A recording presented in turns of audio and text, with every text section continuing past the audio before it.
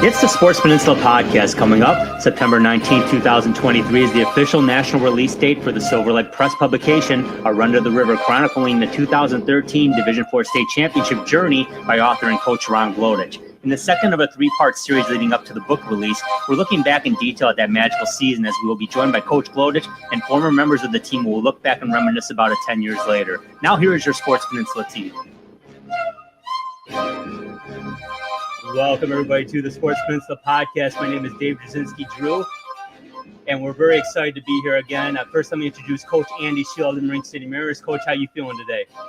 Doing well, Drew. Doing well. You know, excited to have episode 2 of our Run to the River series here. You know, this is going to be a real special one for me. We got some real great guys and just wonderful people that we're going to have on this show, and it's going to be a lot of fun, along with Coach G once again. Yeah, absolutely. And this is a great book that's coming out September 19th, A Run to the River. And again, this is part 2, and we're really talking about in this episode the championship journey, right? The 2013 championship, Division IV state championship in Michigan. And Coach, I know that meant so much to you and still and forever will. This has got to be exciting for you, no doubt. No, man, for sure. And it's, you know, it's not even close. You know, this is the best team that I was affiliated with, and I've been so blessed to be back in this program and to be affiliated with some really good football teams. This one, it just takes the cake no matter what, you know, in my entire career. And to have these guys back is great. And speaking of having these guys back, we have Coach Ron Glodich back. Ron Glodich was the head coach of that 2013 state championship football team. He had been in the program, about 26 years up to that point in time. Vast majority of them spent as the offensive coordinator. That was year 2 of his head coaching experience with the Mariners. And that was a 13-1 campaign. Coach Glodich started off his career with a record of 21-3. So that was a nice way to, you know, I don't think sub 500 was going to be in the cards. He had that beat pretty quick and early. He you know, Coach Glodich was not going to have that anyway, but just, you know, to have a little fun with it. And without any further ado, Coach Glodich, it's good to see you again. Thanks, guys. Great to be here. Just so proud to have you guys part of the episode, as well as the 3 young men that are coming on shortly here. Well, absolutely, Coach. And, you know, that was a magical season. But, you know, honestly, you know, there was a lot to it that from my experience, we got in that weight room. And I really did feel pretty confident about it. But what we feel about it, and, you know, we have 3 of those gentlemen from that great team with us today. And those are Kevin Fitzsimmons, Alex Merchant, and Pete Patsalis. Kevin Fitzsimmons was a 4-year starter at offensive guard and eventually defensive tackle and defensive end.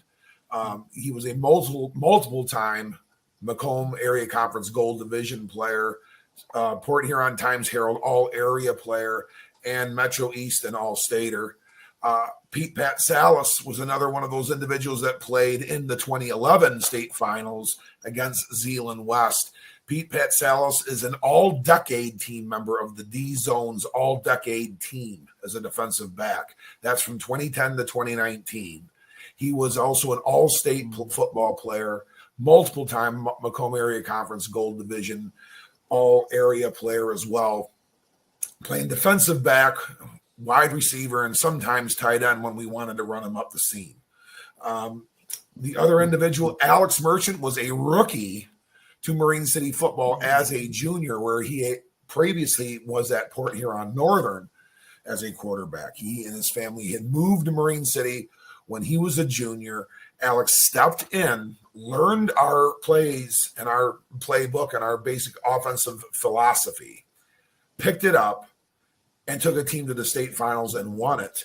I remember looking on M Live sometime that night. I got up back home about 4 o'clock, and there was somebody that had posted on the Marine City State Championship thing, Alex Merchant will never buy a drink again in Marine City, Michigan. And, you know, that was the kind of praise that he had received at that point in time. I pray. And these are 3 outstanding individuals. With that team had about 50 of them. They were phenomenal people, and many of them, these guys are very close with still. But without any further ado, Kevin Fitzsimmons, Alex Merchant, Pete Patsalos, welcome to the Sports Peninsula podcast. What's going on, gentlemen? Thanks for having us. Yeah, thank you. It's great to have you guys for on. coming on, guys. Thank you very much. And this is special stuff. The previous episode, we had Coach Glodich with Coach Bob and Coach Scar, and we had a real fun time with that. And, we're going to have a real fun time with this one as well. And, just kind of going into things. And we'll start with you, Coach Glodich, and we'll go right around the table with this question. Coach Glodich, what was your expectations for that 2013 season?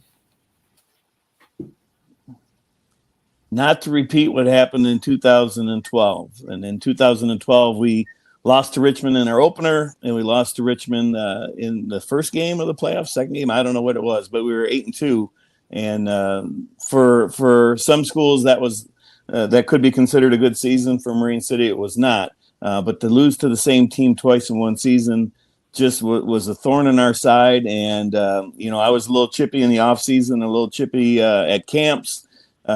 Pushing the edge a little bit, knowing that we did not want to repeat that same thing that happened in 2012. And what I noticed right away is in our summer workouts, we had an energy like never before. That oxygen was making noise and piping out some energy, in my experience, my 20-some years up to that point, that I had never seen before. So that was the first indication that these guys, something special was brewing with this group. Alex, you were new to the program at that point in time, and you were coming in from a different You're coming in from Port Huron Northern, and in which it has some tradition and history too. But you were coming into a place that had serious expectations, and really a full steam ahead with a bunch of guys that were seniors and juniors that kind of knew what was going on. What did you expect when you came in to Marine City in 2013?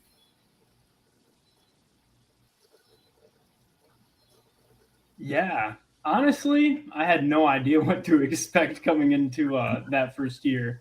I can tell you that the first couple of days at practice, I couldn't take a snap under center to save my life.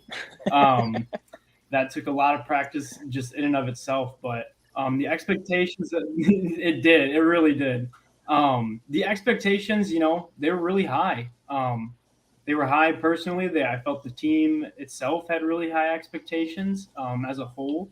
I, kind of naive to the whole football scene in the Blue Water area. I really didn't know the history at Marine City or what I was getting into. All I knew is that if I couldn't play quarterback, I probably wasn't going to play anywhere else.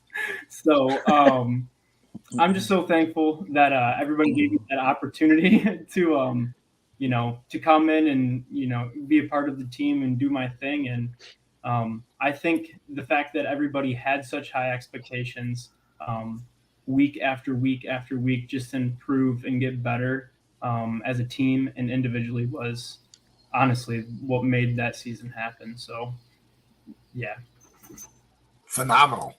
Yeah, and honestly, if I could jump in here a little bit, absolutely. What I don't talk about in the book, and really I should, hopefully when it goes to the big screen, I will do a better job with this. Is for him to learn that offense in basically a few weeks' time, and I had spent my whole career tweaking that offense and evolving it and getting it more and more and more complex. So that guys that had spent 2 or 3 years at quarterback, then maybe they could get the job done. But for him to do it after just a couple of weeks in learning, that's an amazing feat in itself. And I wonder, and I want to ask you here, Al, was there anybody in the huddle that you leaned on, or was it just you took it upon yourself? I'm going to learn this crap. I'm going to learn as best I can, and I'm going to go with it. Or was there somebody in the huddle you leaned on, or somebody that got you through a few plays that you were sketchy on? The whole offensive line had my back. I'll tell you what, Pete was an amazing player too. There were times I would come to the sideline and get a play and come to the huddle and just look at the guys and go, I forgot that one. Let's run a 34 or do something like that. But no, there were so many times that they had my back. A moment that comes to mind was I forget which game it was. I'm sure you guys remember it, but we were down on the line, and before we snapped the ball, somebody yelled check to check the play. And I had no idea what to check it to. And I I remember out loud in the middle of the game, someone go check, check. And I just went, to what? And I think Josh goes, how about a 34? And we just ran that. So no, that season was so much fun. I felt like everybody trusted everybody, and no matter what was called, we just wanted to go for it and make things happen. So yeah, it was a really fun year. Pete, Kevin, what expectations did you have, heading into that year? I mean, your senior years. Pete, go ahead. You first. I wish I was as positive as Alex was to start. We were always kind of the runts growing up. We kind of took a beating in 8th grade, took a beating freshman year, took a beating JV. But coming out of that 2012 season when we lost early, you could just tell there was something a little different about this group going forward. And I think that's a lot to say about the leaders of the team. And so as the summer went on, our expectations kind of grew, and then it mounts up to that game 1 game at Richmond. And I'm sure we'll talk about that a little bit later, but the way that shook down after that, it was pretty, we were pretty confident in our squad rolling forward. We kind of knew who we had, and they were pretty ride or die at that point. Absolutely. Kevin, what were your thoughts? Well, Coach Glodich touched on it. I mean, that summer workout, most of the team was there, man, and we were working. And I know the whole line, Pete, I think Alex was there a lot, even though he's still up in Port Huron. We had the whole O-line there 4 or 5 times a week doing speed training in the morning with Coach Glodich, getting into the weight room in the afternoon when we did the second speed training. And we were just working hard, and everyone was there and pushing each other. And we brought Coach Pauli on. So he was getting us built and ready to go, building us up. And, we all hung out together. And that was like the closest team I was a part of when I did the 4 years of varsity. And that team was definitely the closest out of all 4. And I knew we had something special going into the season. Mm-hmm. My mom asked me, do you want to get a class ring? And I told her no. I know what ring I'm getting this year. And it was state championship or bust for me personally. And I think the O-line thought that. And I mean, it's probably the best O-line in Marine City history, if you ask me. Yeah, real quick, I was there when he said that to his mom. And like at that point, it was like our summer going into that senior year. I was like, this guy's serious. Like, he's not going to take anything less than winning it. And I mean, at that point, like you said, the whole team was all in. We spent a lot of time at school in the summer. Not a lot of kids like to do that. It was uncommon. There was like 60 people in the weight room. You couldn't really move. And speaking of Coach Pauli's got a facility right out here now in Rochester. Big powerlifting, and he trains strongmen and strongwomen. Like he can throw those cabers or whatever, like the telephone poles or whatever. He's an area at his place where you can try to do that if you want to. He is an amazing strength coach, and that really was one of his first endeavors, was that group. And I can remember all the different guys squatting 500. Kevin, you were one of them. The vast majority of the offensive line, it wasn't just touching 300. They benched 325 or more. And I mean, these are just the weight that was getting pushed around in there. And to speak to like all like the foot agility stuff that, Pete, and those guys, and Matheson and Sapienza and all those other kids that had just great feet and those guys, I had never quite seen anything like that personally. That's what did it for me as well. And I that was for me around my 16th or 17th year in coaching, and was on a couple of good, was on the staff for a couple of good teams at Clintondale. Nothing, anything close to this. And, I had seen a couple teams on the west side of the state with some success. I had wondered, what this may look like. But I mean, that certainly was special, Drew. It was just uncommon to see these kids just put, and I call them kids. They're not kids anymore. They're men. They're 28 years old. But what these guys just said, I mean, 100%, is what did it for me too. I want to run through a wall for you, Coach Glodich, right now. God, hearing these stories is awesome. Talk about the significance of the opener against Richmond. What was significant about that game?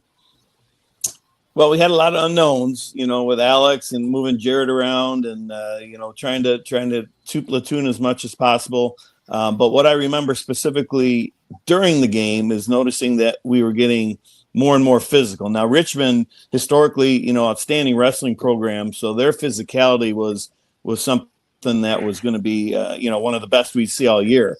And in the beginning of the game, I think they out-physicaled us. But then I think, with Kevin's mindset there and that competitive fire of that offensive line and the defense, I think our physicality got better and better as the game went. And towards the end of the game, I think our conditioning paid off because it was a 4-quarter game right down to the wire. But I just remember knowing that we're getting better. This game, we're getting better as the game goes.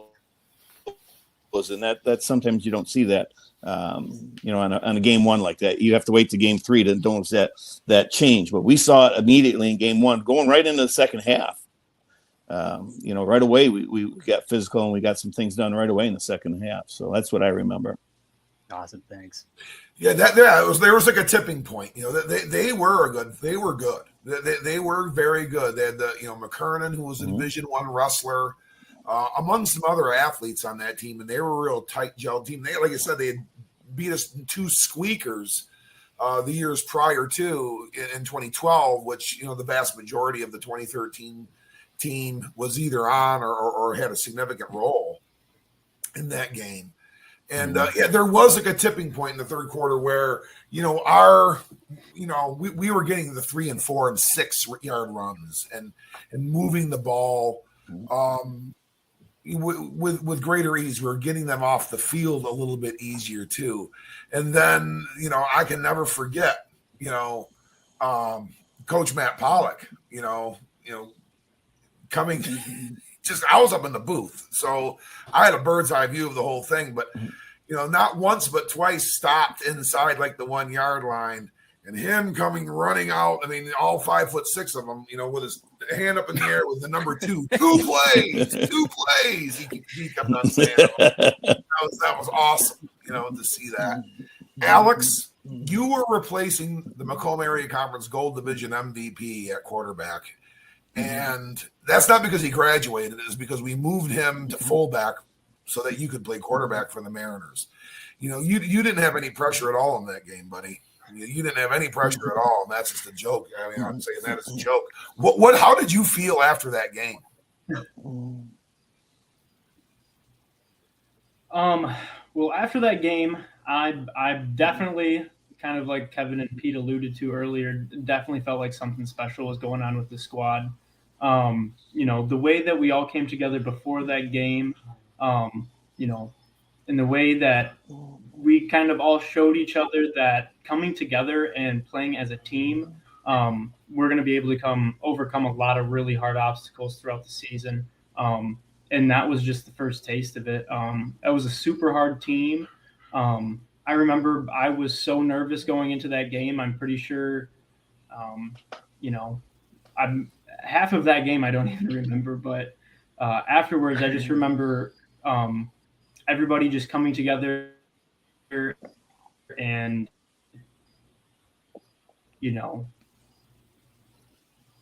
just really starting to figure it out in practice after that as a team, being there for one another.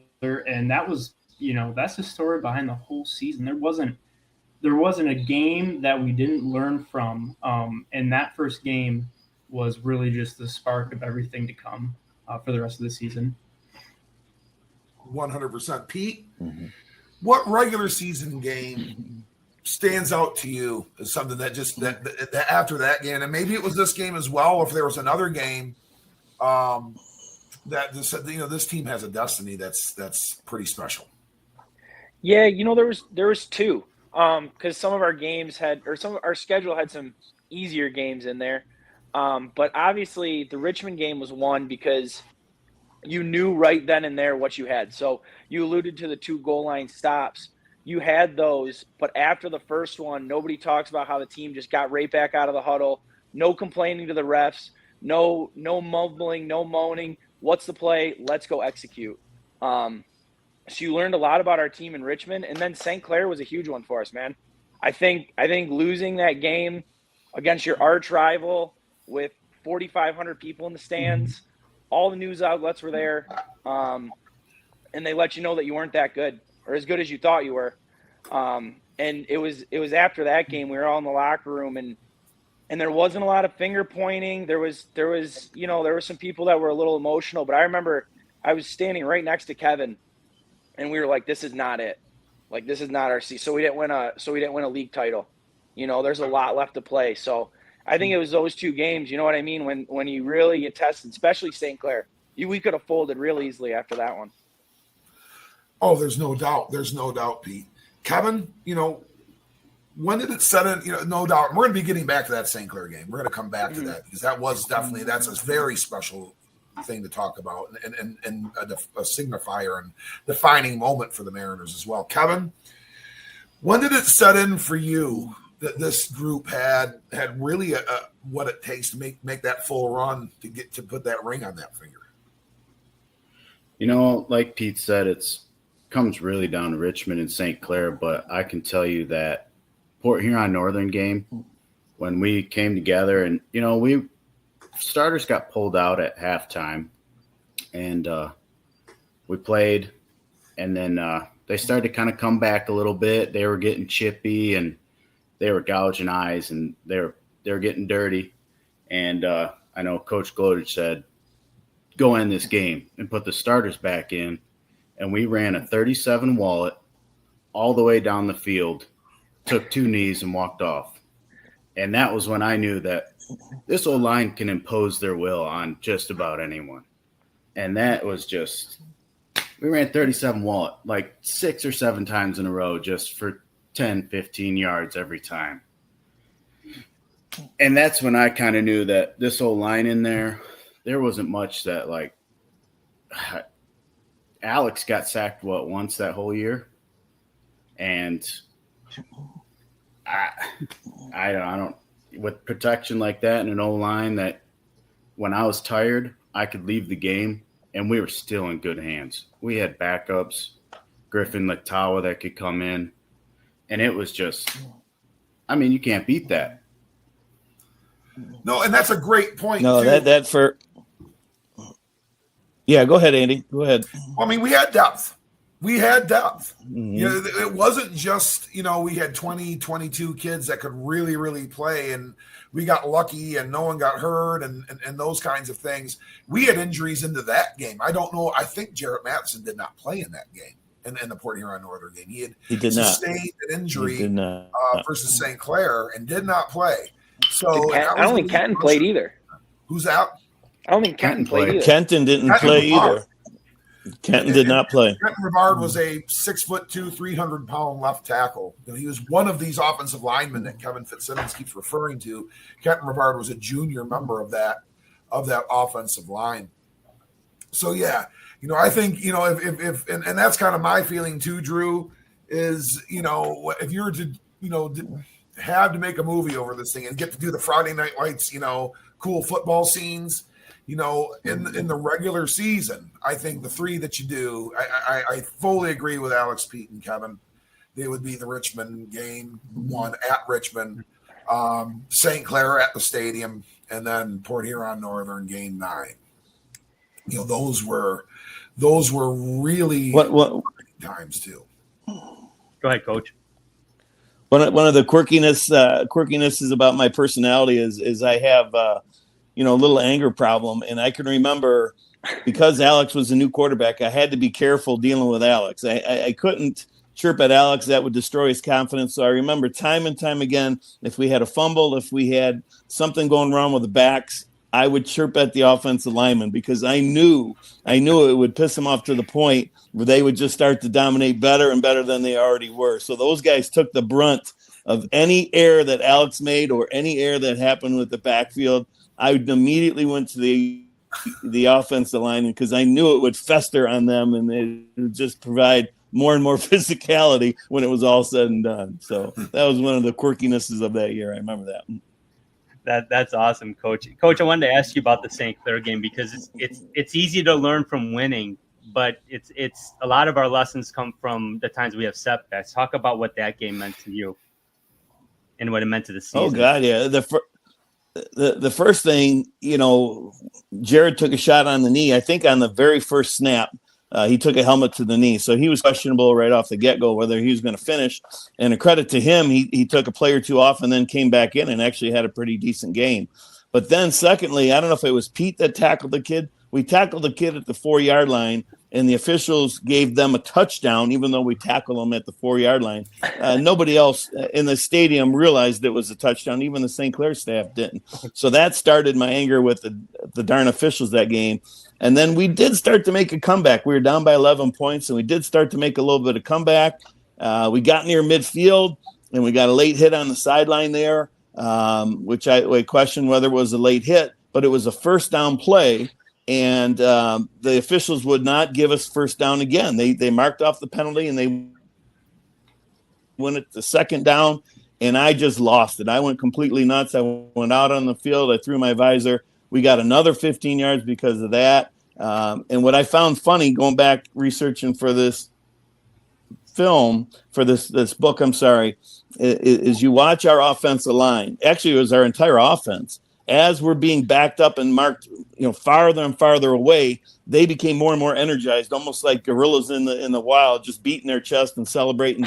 But that talked about the mentality of that team. Okay, you're going to mark us back even more, so keep going. Give us some more penalties. We're just going to run it down your throat if we can. So that was the mentality of our offensive line. They were just fierce competitors. That's awesome. That is an awesome story. Coach Joe, that's the lesson in life, right? You got to, sometimes you just gotta step up and sometimes you take it on, right? You want to get. I worked, I'm a Mariner. I was born and raised in that town. I played in the program. My dad was at the school for 40 years. I'm a Mariner, but at that time, I was 80% Mariner. I worked at St. Clair High School too. I had to go back there on Monday or Tuesday and catch all the smiles, everyone walking by me in the hallway, like that, and I'm just, staring straight ahead. But, that was a phenomenal football team. The St. Clair's football team. They were phenomenal. The athletes, they had a great offensive line. They were fast and physical and ran around on defense. Their quarterback was a pitcher in the Detroit Tigers organization. That was to be star at Wayne State. They had other guys that were just phenomenal athletes. They could really match in every category.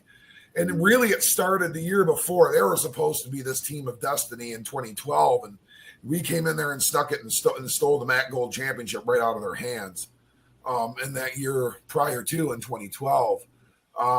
So in 2013, they were just so, that game had been so circled on the calendar. And we're going to get on things here real quick, but what always did it for me was the R3 playoff games that we played at East China Stadium were offset with St. Clair's, because St. Clair also played 3 playoff games at East China Stadium. We couldn't play at the same time, so we wound up getting the Saturday games. They got the Friday games. And each and every single one of our games, and I'm guessing I didn't come out to their games, but I'm guessing it was very much the same way maybe Friday night with white or black jerseys in the visiting stands. But their entire team always sat on the away stands, always together. And you could just see them over there. And that, I know probably there was a little motivation in there. Yeah, I know the kids saw that a little bit. I know the coaches certainly did. But I had never, that stadium was so packed. I think there was over 6,000 people there. It was amazing. Because we share this, and if you're not familiar, what some of our viewers are not familiar, St. Clair and Marine City share the same football stadium and football facility. We're part of the same school district. So, I mean, we're so close to each other. To have us to, in this situation, in this game was something else. And yeah, I think it did. It refueled us in many ways. It refueled the motivation. If there was any kind of edges knocked off of this team, those were sharpened immediately after that St. Clair football game. So, Alex, let's talk about when you went back to Memorial Stadium and played against when you played for Port Huron Northern, and now you got to go back there as the opponent. What were the feelings and what were the thoughts going through your head before that game? Yeah, that game was definitely a hard one. Like it was alluded to in the book as well. I wasn't really keen on coming to Marine City in the beginning. I enjoyed the spread offense, and I didn't want to leave my friends going away from Port Huron Northern. So, going through the entire season leading up to week 9, going against the team that I had played for the last 2 seasons was definitely intimidating. Walking back into that stadium where I'd played so many Friday nights before, warming up right next to their student section. They definitely let me have it the entire time. And, it was probably the worst game I had ever played at Marine City, hands down. I don't think I completed one pass.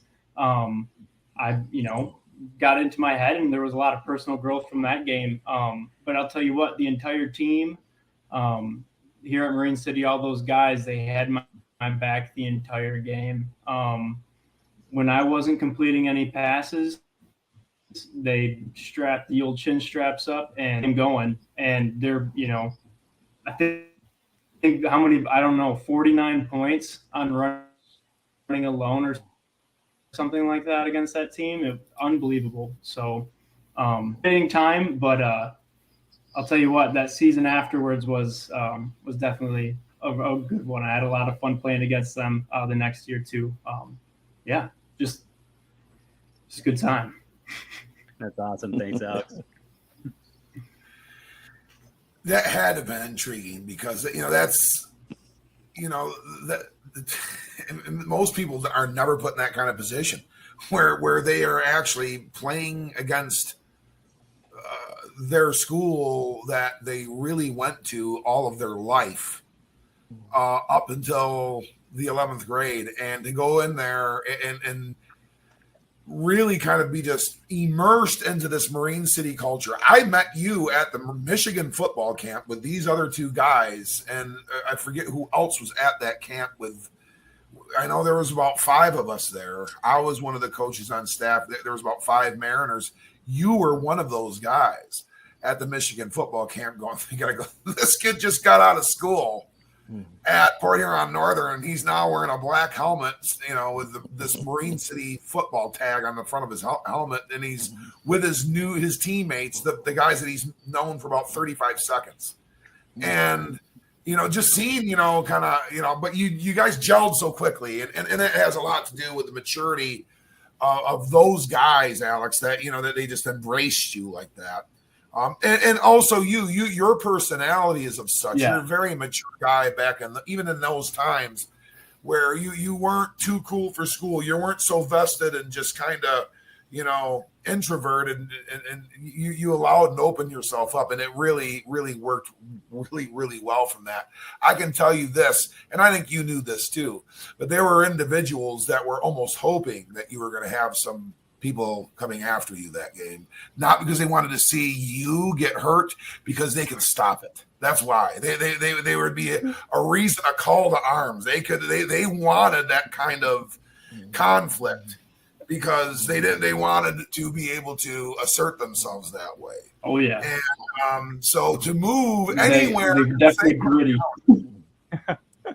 To move anywhere in St. Clair County, Alex, you moved to the right community, because this is the one that was going to have your back, not figuratively, but literally. They would do whatever they needed to do for you. And that's 100%, absolutely the truth. And you knew that right away too.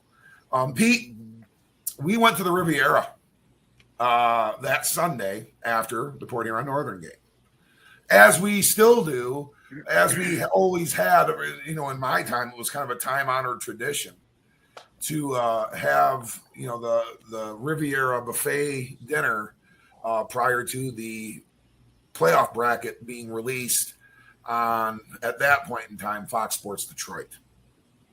Do you remember the message that night to the team after the playoff bracket was announced? Yeah. We talked about this a little bit pre-show, and so I've been thinking the entire time about it. But what I remember the message being is, we're going to take this one game at a time, because when we saw the bracket, it's funny, you look at like the Snooze to You and all those other brackets that come out, you think you have it underway. All the coaches are doing the number crunching. You guys are a lot more accurate than the players, obviously. But that bracket comes out, and it's kind of like the gauntlet that you're looking at. But for us, it was one game at a time. And honestly, man, if you're going to be the best, you might as well beat the best. So we just took it one game at a time, and 5 games later, we got to where we needed to go. Kevin, we talked about it before, that Richmond game in game 1, the 2 games against Richmond the year before. We were in the, we played Richmond in the district final that year. We played Marysville twice that year. And you guys grew up in a little bit different era than what Drew and myself and Coach Glodich came up in. And, when I was in the program as a player, Marysville was the mountaintop. They were the Marine City. They were the team that had the chance to go to the state finals, but no one else really did. They were always the team winning the league championship. It was an infinite struggle against Marysville. We were lucky to beat them once every maybe 15, 20, 25 years even. That obviously, though, it's changed over time. And that's not to say that Marysville's not a good football program. They're an outstanding football program with tremendous tradition. But we had to play them twice as well, and they got the Mariners. That's a red letter day circled on their calendar too. Kevin, what was it like going against those two, the first 2 playoff games?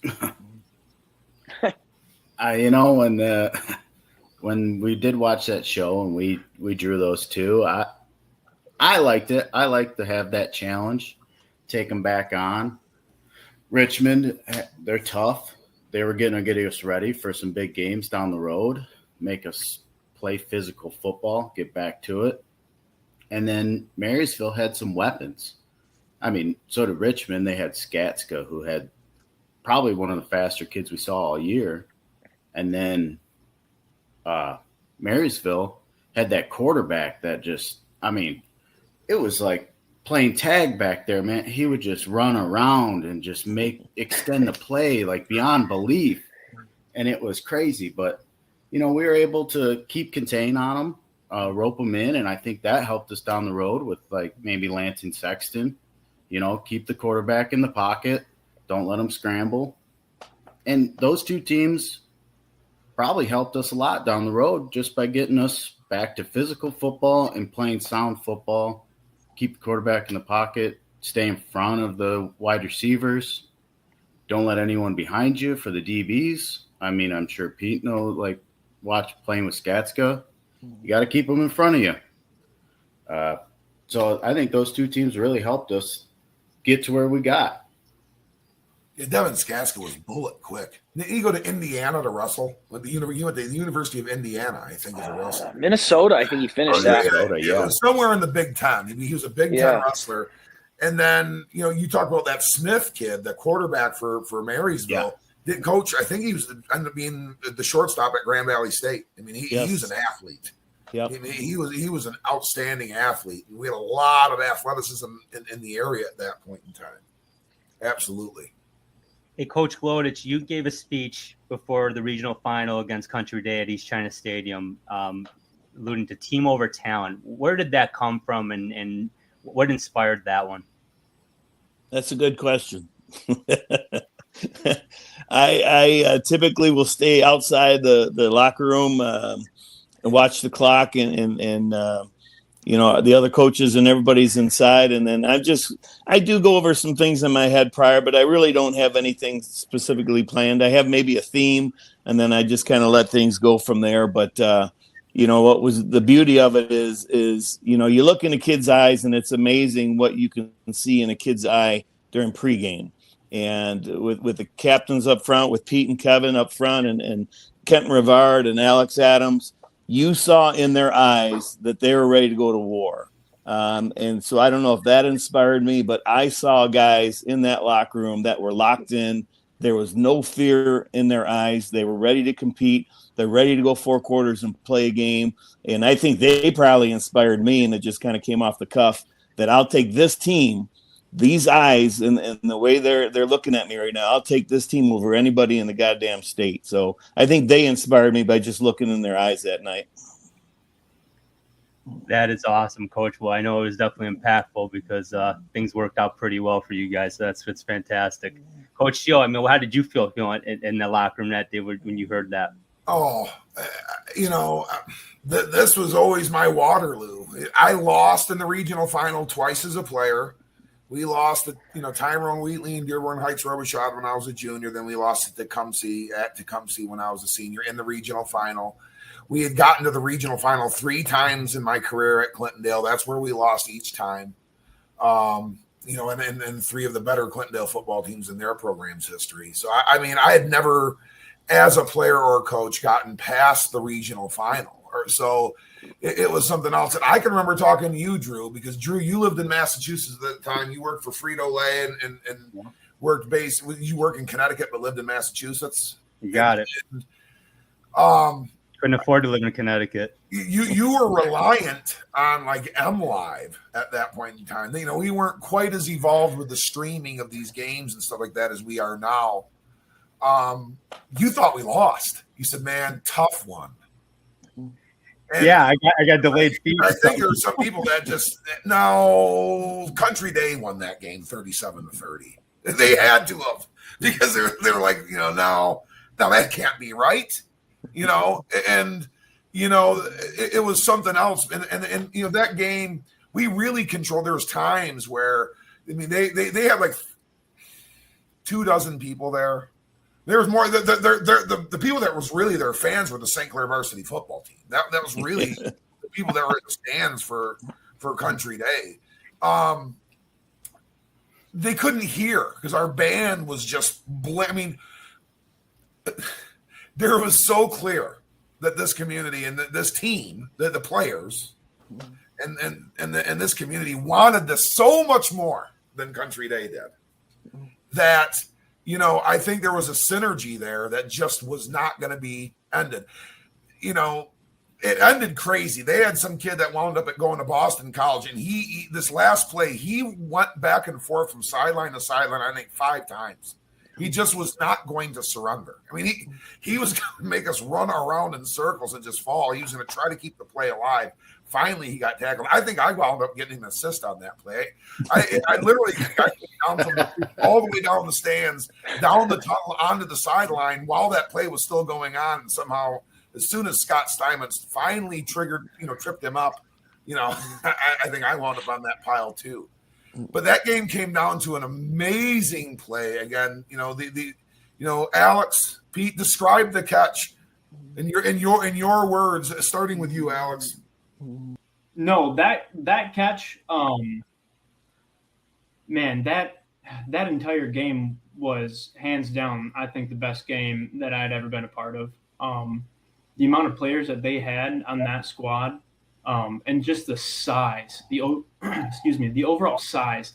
I remember the first play of that game, we walked out and the nose guard was just towering over Josh, and he looks back and goes, well, let's just go for it. And man, I'll tell you what, it was a battle the entire time. And it came down to that last play, that last throw. I just remembered we had connected earlier on that same pass.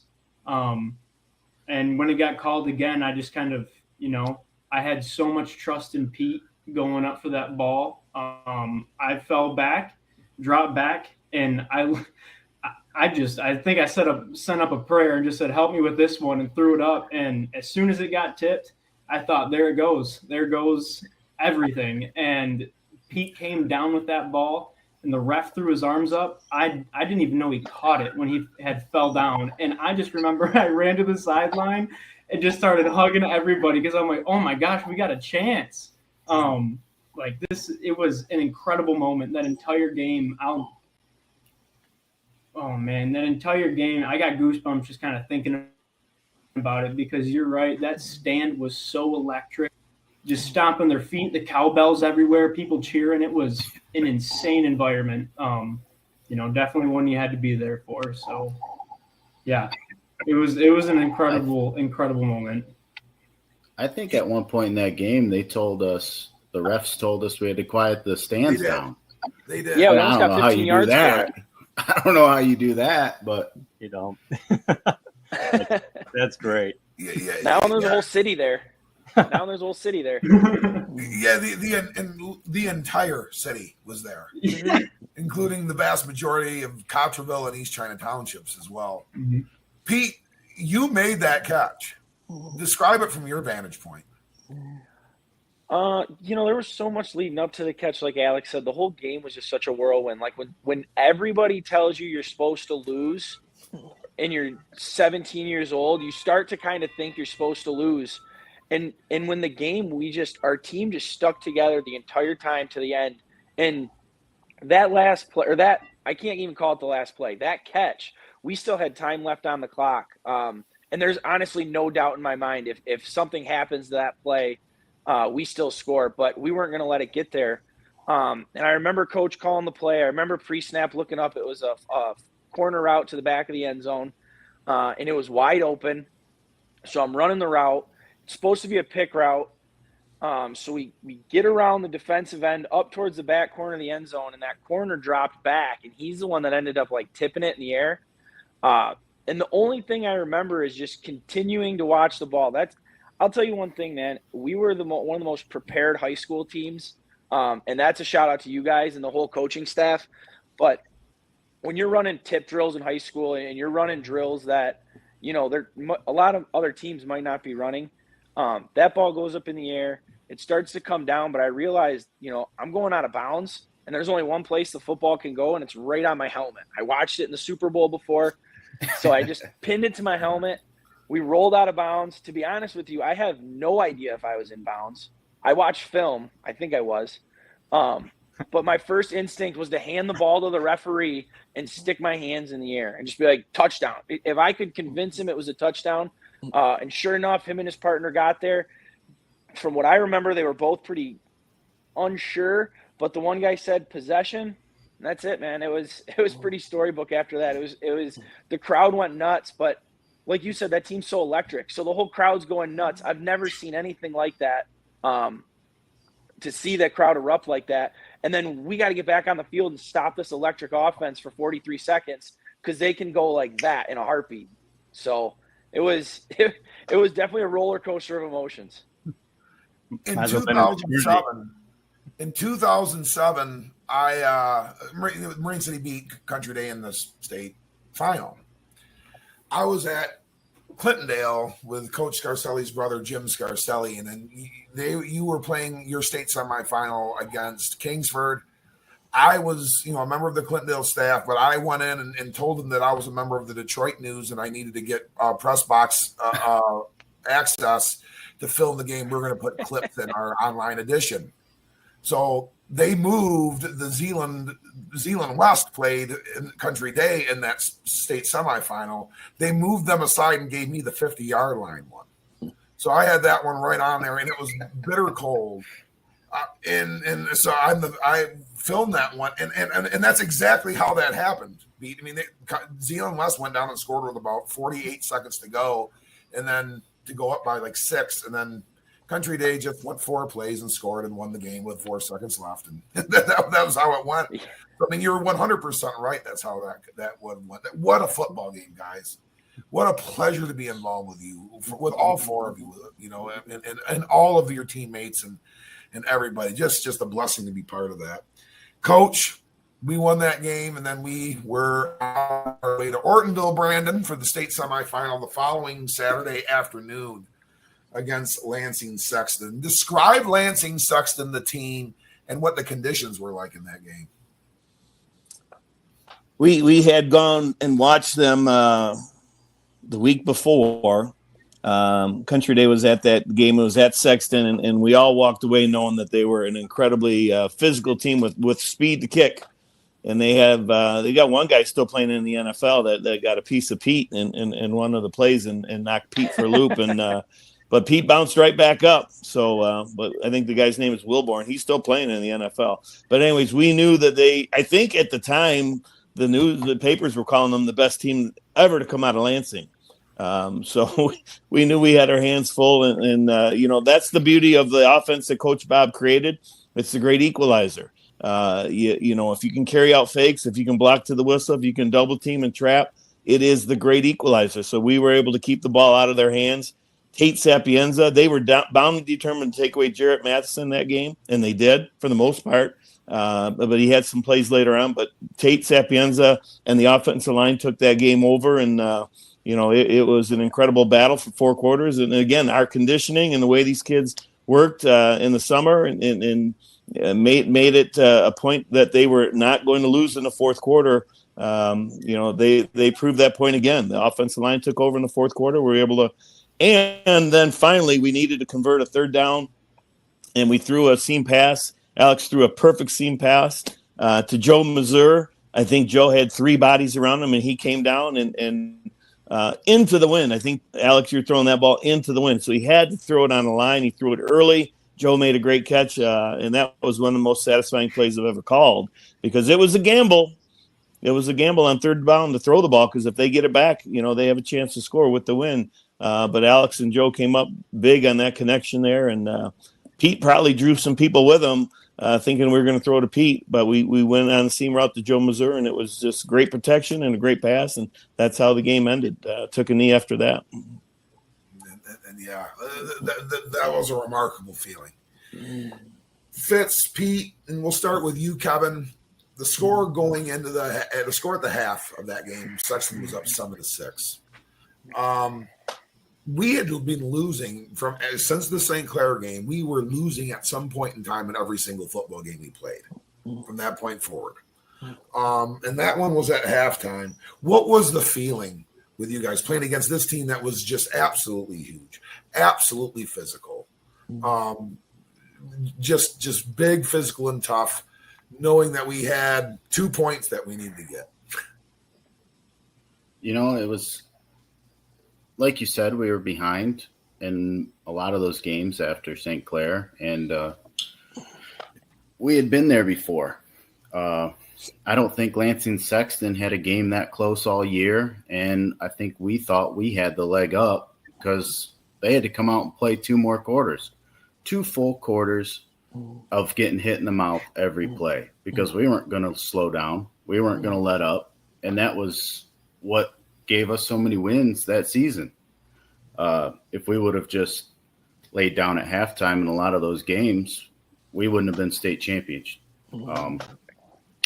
And we kept going after them. And like Coach Glodich said, the O-line took over. We kept pushing, hitting those D linemen as hard as we could.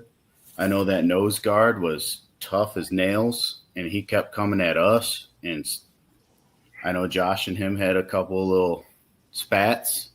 Paul Carbone gets into a spat in every game he's been in. And they had 2 great linebackers that were hitting us hard. Like, those guys were filling gaps, and we just kept going after them. And I think it wore them down and slowed them down, and it was just able for us to take it over and keep pushing, and we're okay with the grind. We've been grinding all year. No, absolutely. Absolutely. Hey, Coach Glodich, so now you're going to Ford Field. What was the priority in preparing for that showdown against Grand Rapids South Christian? Well, one of the goals we had going into that week of practice is because we knew they were a good team, we knew they were going to be very prepared. So we wanted to throw some wrinkles at them that they had not seen before.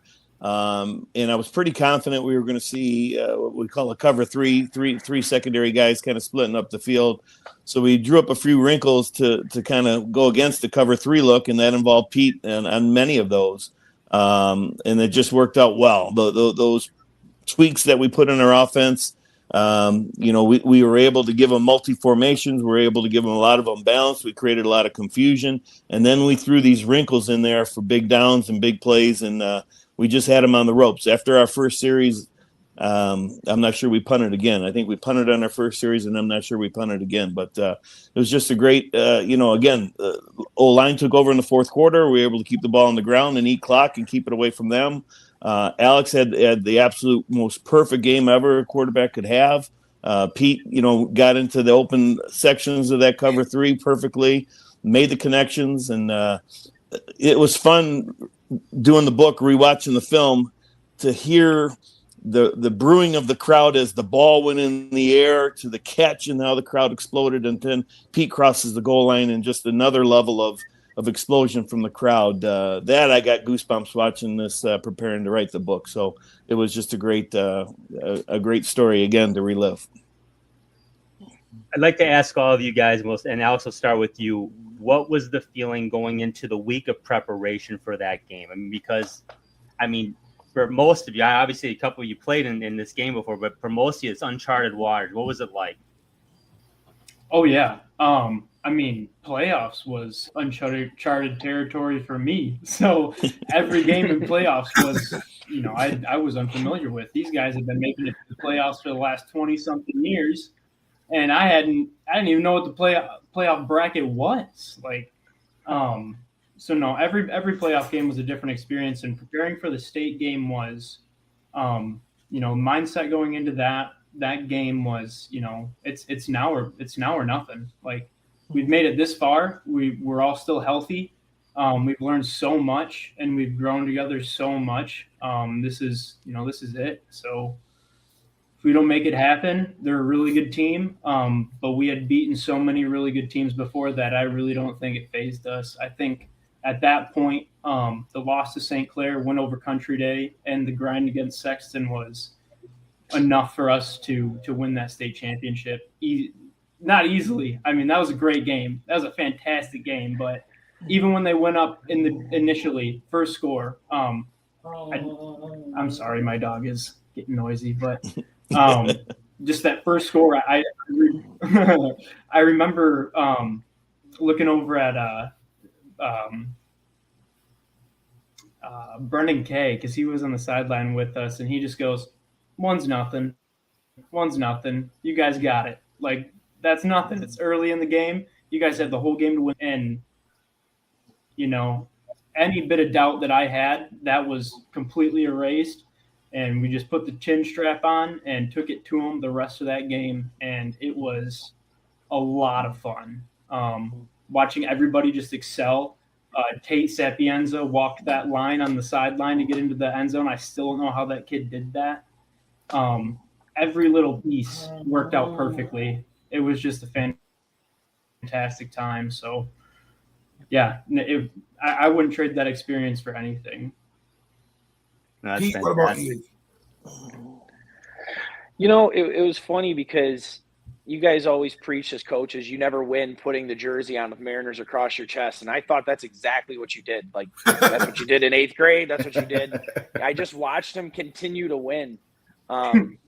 And when Kevin and I went there in 2011, because that team in 2011 was unbelievably good, unbelievably talented.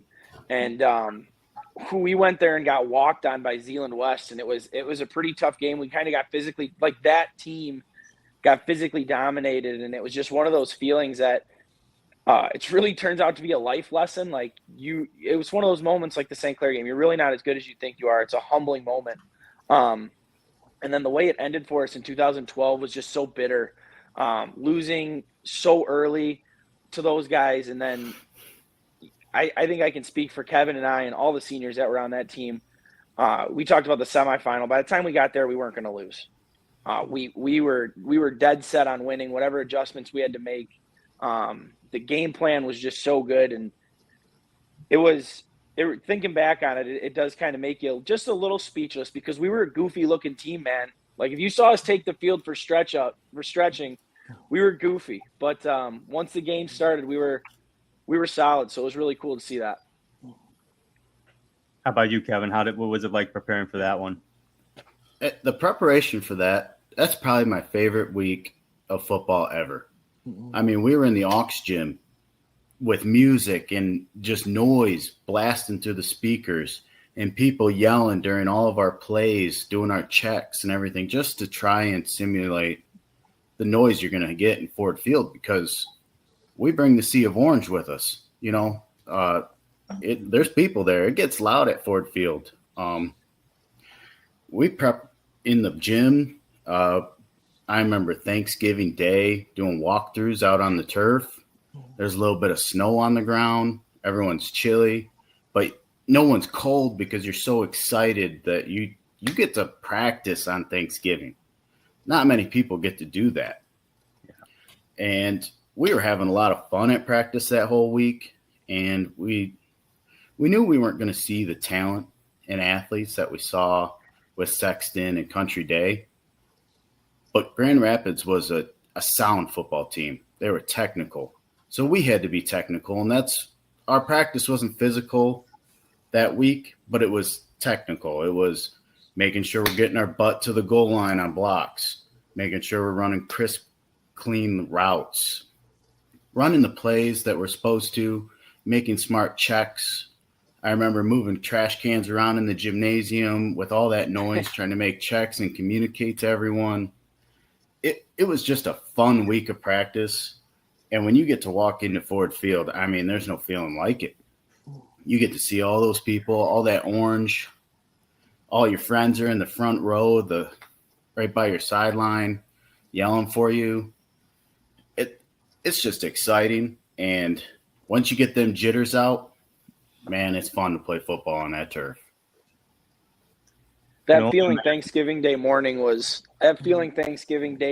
the turf was something. We've all got to do a lot of pretty cool things in the last 10 years since then.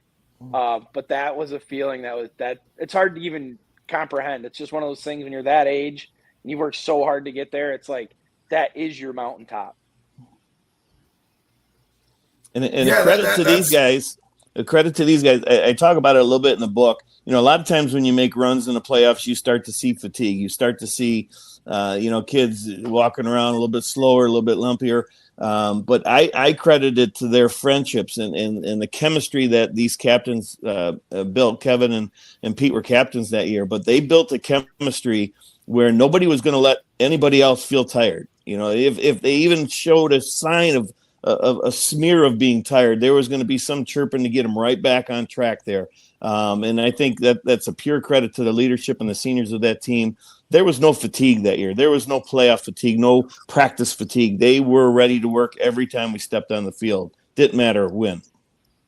I think that's a credit to our backups and our second stringers. I mean, in practice, they beat us up.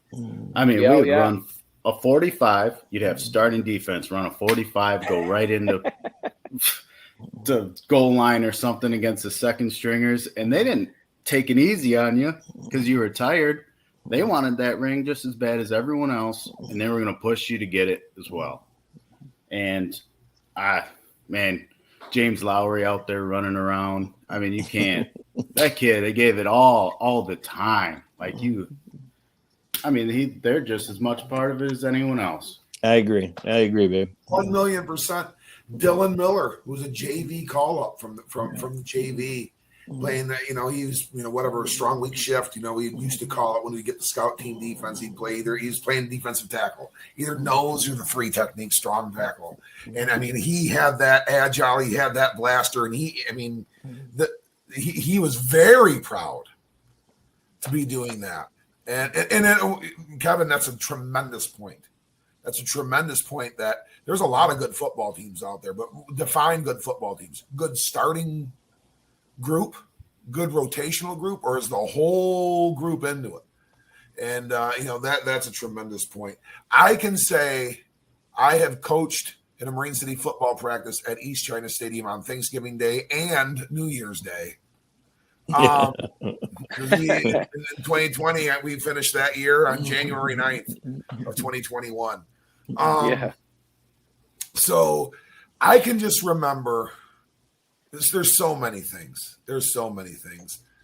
But being on that bus heading back to Marine City from the stadium and there just being just a content feeling that, like I said, that's really only happened for me a couple times in life. None of them have been football related. They've all been kind of life related. And it was a very, very similar feeling. And I know for you guys were just young 16, 17-year-old kids. For me, I was 39 and at that time. And, I felt like I was 15 or 16 years old, though. That's just really the feeling that I had going into that. To that thing. And I have this pretty cool little side job now, and I'm at Ford Field at Lions games a lot. And, and I have some access to some duties that I need to do before the game. And I get to go down to our locker room, the one that we were in. That is the referee's locker room. The coat closet? Yeah. We thought it was. I know back then we just thought it was a closet they put the TV in there for us. But, it's actually the referee's locker room. And I go down there and I just say to myself all the time, this is our locker room. This is where we were. And then I tell some of those guys that, this is where we were when we were in the state finals. So, I mean, just Drew, just tremendous stuff, man. Just what an experience. And what a true blessing to be part of that. And how lucky, that's my winning lottery ticket. Was being part of that 2013 group. So, guys, it's been 10 years. And Coach Glodich, I want to start with you. This special moment here, the team picture, of course, and then right at the end of the game, you and Coach Shield gives you a big old bear hug there, man. You guys did it. Talk about darker hair back in those days, Drew. But Coach, talk about what this game in this championship still means to you to this day. And I'd like to ask all of you that question too. Yeah, just briefly, I want to talk about that exact moment, and that's why I hope someday that this book goes to film, because that Andy was a special person in my life, still is. Coached him, but then he ended up being a teacher's aide for me. His dad was a great mentor, a counselor in the building, so I had a special connection with Andy. And every single coach that came up and hugged me, I was fine until this sucker hugged me, and he gave me that hug. And that's a hug that only Andy can give, because he's just long-armed big man. And that's when it kind of sunk in, holy cow, we did it. And I got all teary-eyed after that, and that's because I care about Andy, and Andy, got me going in that direction. So, but one of the great memories I have, is on the bus going through downtown, right by the Riviera, and I'm sticking my head out the window, but I'm seeing every age possible from Marine City on the street, smiling, reaching out, trying to slap five from the kids, from the 95-year-old grandma to the 5-year-old kid and everybody in between. That really pulled on my heartstrings on how that entire town was so happy that these kids completed their task and got the job done and brought the championship back. So that to me is an image that I'll never forget. Every age possible out on the streets that night. Alex, how about you? How's it feel 10 years later? Man, looking back at this season, there's so many things from that year that I still, think about today. And a lot of it were the motivational sayings and just, the all around feeling of just, working together with people for a common goal. Everybody had the same mindset. Everybody was dialed in. There are times today that I still, get anxious and worried, and I couldn't tell you how many times Coach Glodich's voice comes in and goes, "Just keep chopping the tree," or something like that, some motivational speech that he gave before some seasons, because it's just, those are what got me through those hard times, and it's just what's stuck and what's helped me out today. So, whether it's just the lessons of, relying on other people, trusting other people to do their job, and you know that they're going to do their job and finish it. There are just so many lessons today that I still take away from that year, and use in my own life. And I don't think there's a day that goes by that I don't really think about something from that year, just because it was such a life-changing time for me too. Going from a school that I'd grown up with everybody in that school and moving to a completely different area. People I had no idea who they were. And you guys brought me in like I had known you my entire life. And to this day, I'm so grateful for you guys. You have no idea how much that meant to me. Bonfires at Kevin's house and pool times at Pete's. Don't get us in trouble. Summer, I'll tell you Don't what. get us in trouble. One of the best times. So Statute of limitations. They definitely still impacts my life. Wouldn't change it for anything. Pete, how about you? No, Coach Shield, I think you hit it right on the head, man. I think a blessing is the best thing for it. You guys always preach to us that you weren't going to be an NFL player. That's just the reality of the situation. But what you can take from the game is so much more, and that's really what we did. It still goes through me as I do my entrepreneurial stuff, and I'm doing what I'm doing, whether it's fishing. I know it sticks with Kevin, like Alex said. It's strange because it's such a small part of your life when you really think about it. But it's at such an important time. And my best friends to this day are still guys from that team. We still talk to Alex. I just saw Kevin yesterday, Kenton, Josh, Paul. There's way too many guys to even name. And if you reached out to any of them, they'd reach right back to you. They'd be there for you. So I think that's really important. I think that's super rare for a team to have that. And so, I think blessing's the word.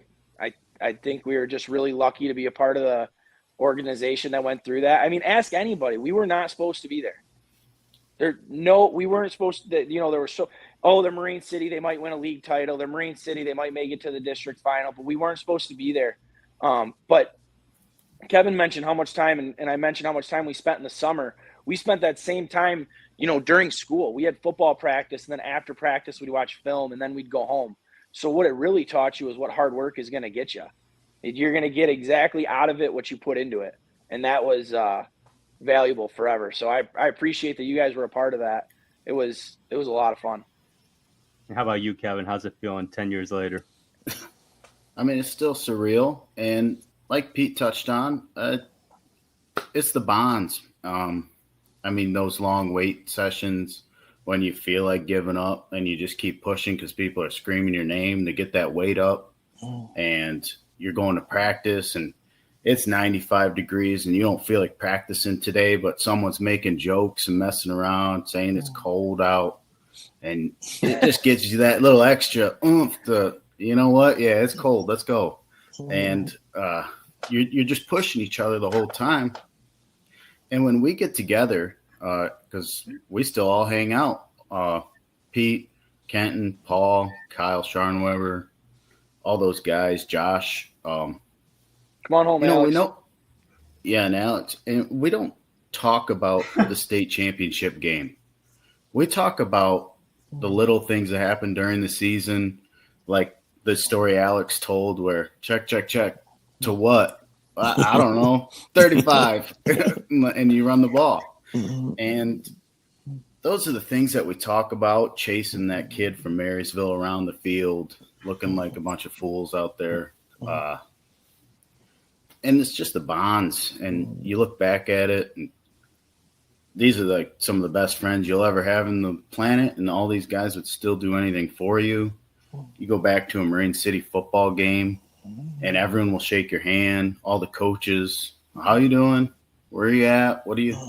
How's life? And it's just that stuff that just means so much more than football. And when I say that, I mean, it's a high bar to set because football was life for a long time. That's awesome, guys. Thank you. Coach Glodich, last question before we wrap this up. How's it feel hearing this interview now, everyone talking about this season? How's that making you feel?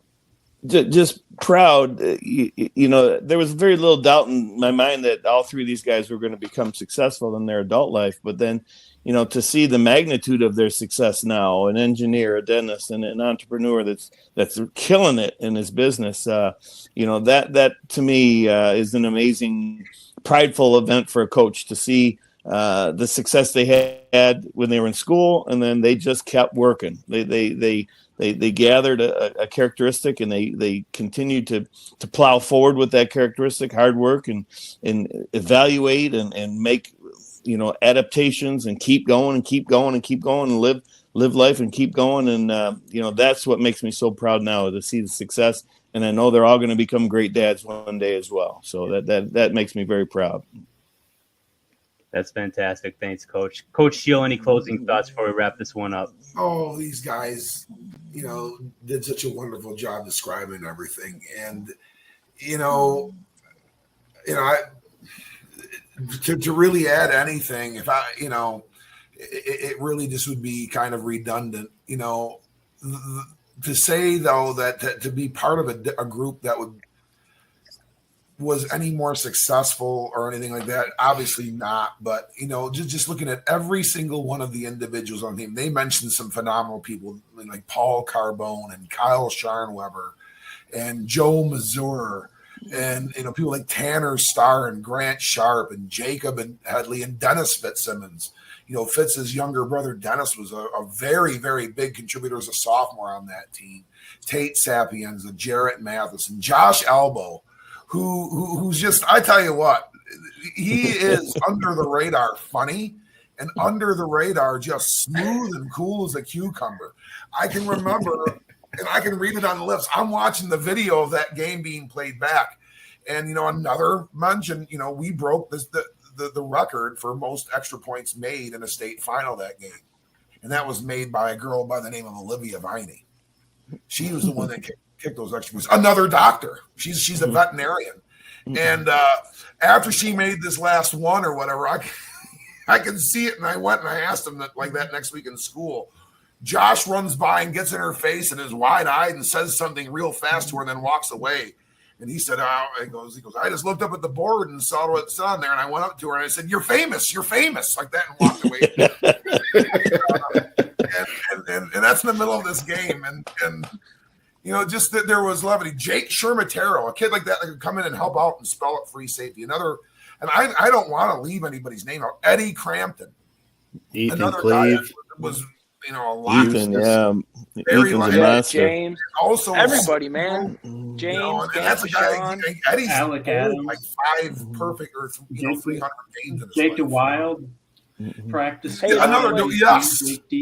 Hey, real quick, too, guys. There are a couple players that aren't with us anymore. And may they rest in peace, man. Because seriously, that team was so special.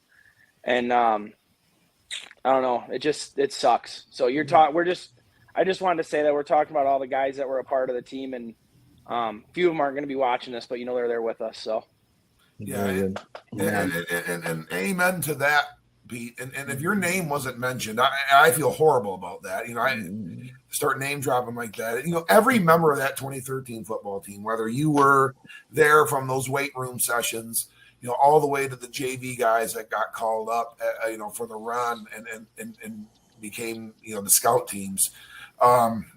You all were a huge piece to this. Kevin alluded to it, you know, about pushing you got, you know, and giving the look that we needed to really be prepared for those teams. You all are so important to it. You know, there wasn't one piece of it that didn't have something special to it. So, I mean, and yeah, those individuals that are no longer with us too, may they rest in peace, and they're always a champion nonetheless as well. And their families will carry that on as well. Drew, this was just a magical time. You listened to it, you know, via the internet, didn't you? That was.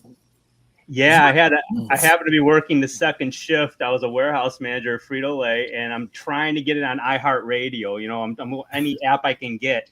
Finally, I get it in the second half. I'm like, oh my gosh, this is a game. I'm just sitting. I made an excuse why I do some computer work, and I did do some work, but I'm just listening the whole second half.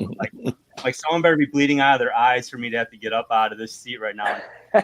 really proud of you guys. I want to go on record. I didn't doubt you guys. I got a report that said you guys got beat, and I was like, oh, damn. I was getting ready to give my buddy some condolences, and I'm like, oh, this is awesome. He won. It's great.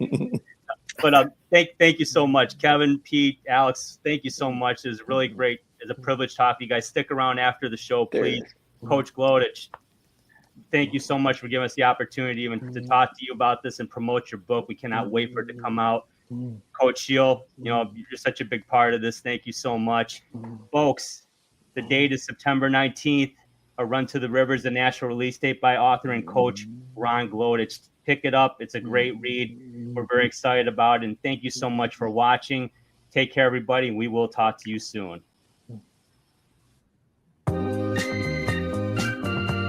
This has been the Sports Peninsula Podcast. To subscribe to the podcast, simply click the subscribe button on our YouTube channel's homepage and give us a like. You can also follow our audio podcast on multiple platforms, including Apple Podcasts, Amazon Music, and Google Podcasts, just to name a few. Give us a follow on Twitter. Our handle is @SportsPodcast to check out our latest releases. Thank you again for watching and for your support. Remember, when you want to hear all about sports in the great state of Michigan, there is only one Sports Peninsula Podcast.